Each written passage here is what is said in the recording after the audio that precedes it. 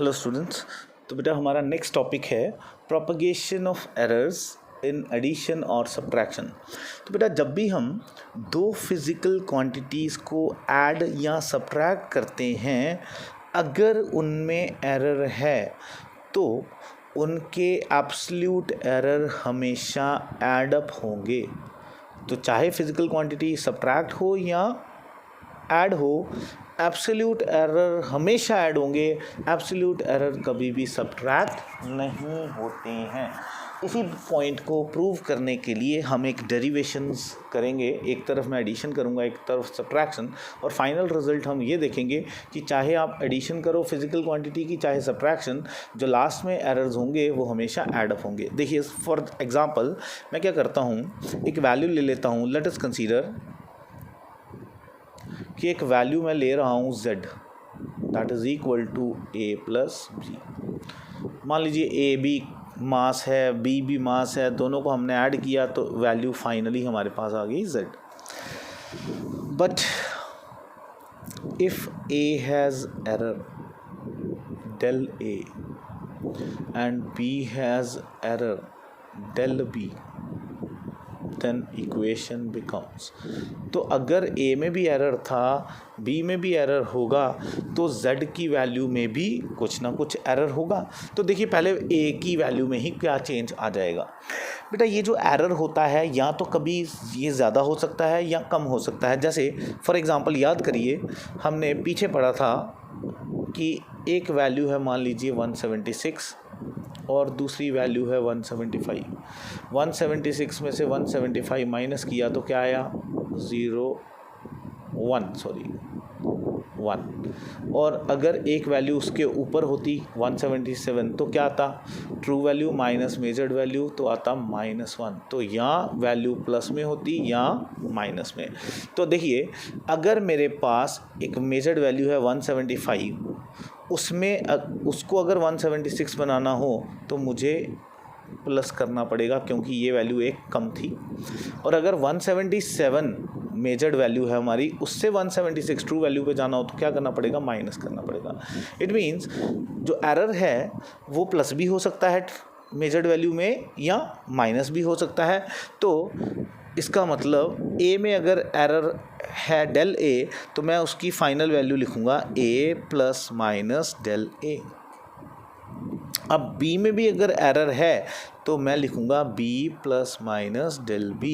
और अगर a में भी एरर होगा, b में भी एरर होगा, तो ऑब्वियस बात है रिजल्टेंट क्वांटिटी में भी एरर हो जाएगा, जिसको मैं लिखूँगा del z। अब देखिए यहाँ पे मैं लिख रहा हूँ a प्लस बी, पीछे फर्स्ट इक्वेशन में हमने पढ़ा था उसको, a प्लस बी किसके बराबर है, z। तो यहाँ पे इक्वेशन बन जाएगी z plus minus del z equals to a plus B की जगह लिखेंगे z plus minus del a plus minus del b। z इधर और इधर कैंसिल हो जाएगा तो ये बनेगा plus minus del z equals to plus minus del a plus minus del b। अब देखिए बेटा यहाँ पे 4 केसेस अराइज होते हैं, 4 केसेस अराइज। देखिए क्यों हो रहे हैं ये 4 केस अराइज, कि प्लस माइनस del z की वैल्यू कैसे अराइज हो सकती है, बन सकती है कि अगर उसमें del a पॉजिटिव है तो del b पॉजिटिव भी हो सकता है और del b नेगेटिव भी हो सकता है। तो ये 2 पॉसिबिलिटीज़। फिर third and fourth possibility will be कि अगर del a नेगेटिव हुआ तो del b पॉजिटिव हो सकता है और del b नेगेटिव हो सकता है। So these are the 4 possibilities. अब इस 4 पॉसिबिलिटीज़ में हमें हमेशा कौन सा केस लेना होता है, जो मैक्सिमम पॉसिबल एरर वाला हो। मैक्सिमम पॉसिबल एरर मीन्स बेटा कि हमें देखना होता है कि कहाँ सबसे ज़्यादा एरर होगा।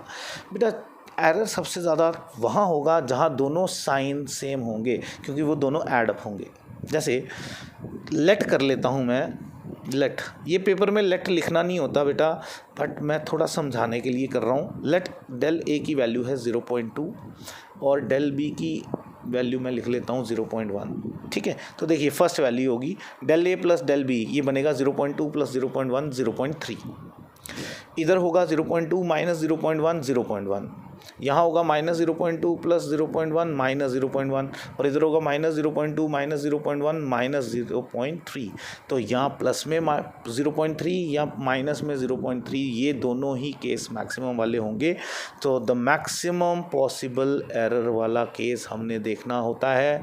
Maximum possible error is possible if, कब पॉसिबल है? इफ़ पहला केस उसमें हुआ कि प्लस कॉमन ले लो, पीछे क्या है, del A plus del B, और दूसरे वाला कौन सा था, जब दोनों नेगेटिव हों, इसमें भी माइनस कॉमन ले लो, अंदर क्या बनेगा, del A plus del B. It means plus, और ये कौन सा था, फोर्थ, हाँ, तो प्लस माइनस डेल जेड किसके बराबर है, या तो प्लस में या माइनस में, क्या प्लस या माइनस में, del A plus del B. तो देखिए क्या हुआ यहाँ पे फिज़िकल क्वांटिटीज़ ऐड हुई थी, और लास्ट में हमने देखा एब्सोल्यूट एरर भी ऐड अप ही हुए हैं।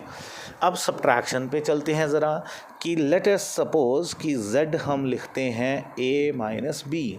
अब a में, b में और z में अगर एरर आ जाए तो ये वैल्यू बनेगी z plus minus del z equals to a plus minus del a minus common b plus minus del b।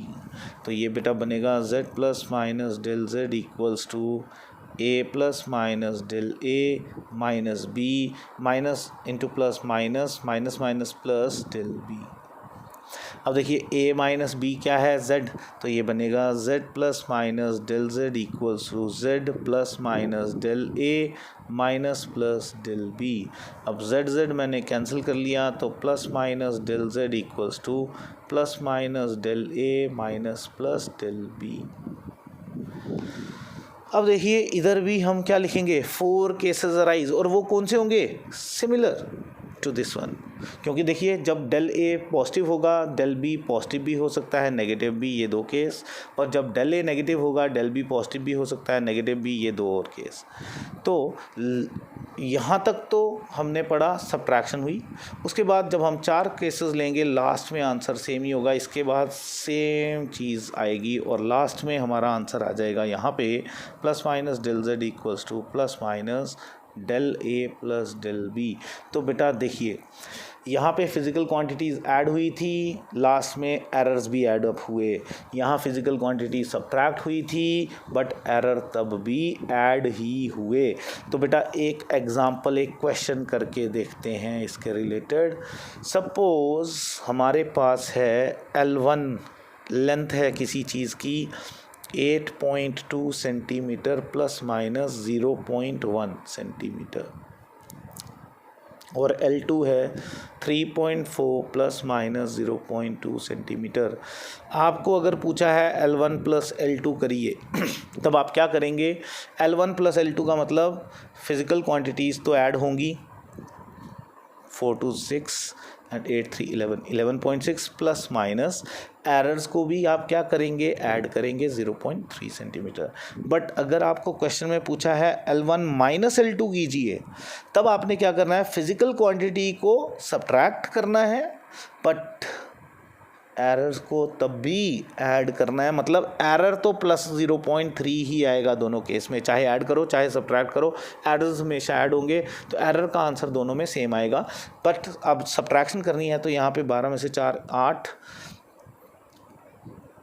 4 3 7 में से 3 4। तो देखिए दिस इज़ द केस। तो L1 प्लस L2 किया तो हमने क्या किया, लेंथ्स को ऐड किया बट एरर्स को भी ऐड किया। बट जब सब्ट्रैक्शन की तो इनको सब्ट्रैक्ट किया, वैल्यूज़ को सब्ट्रैक्ट किया, बट एरर्स को भी तब भी हमने ऐड ही करना है। आई होप क्लियर हो गया होगा आपको, अच्छी तरह ध्यान से समझिएगा बेटा। अब एक बार फिर फाइनली मैं समझाने जा रहा हूँ एरर्स में क्या ख़ास बात है एडिशन और सब्ट्रैक्शन में। चाहे 2 फिज़िकल क्वांटिटी को हम ऐड करें चाहे सब्ट्रैक्ट करें, हमेशा उनके जो एरर होंगे वो हमेशा ऐड अप होते हैं।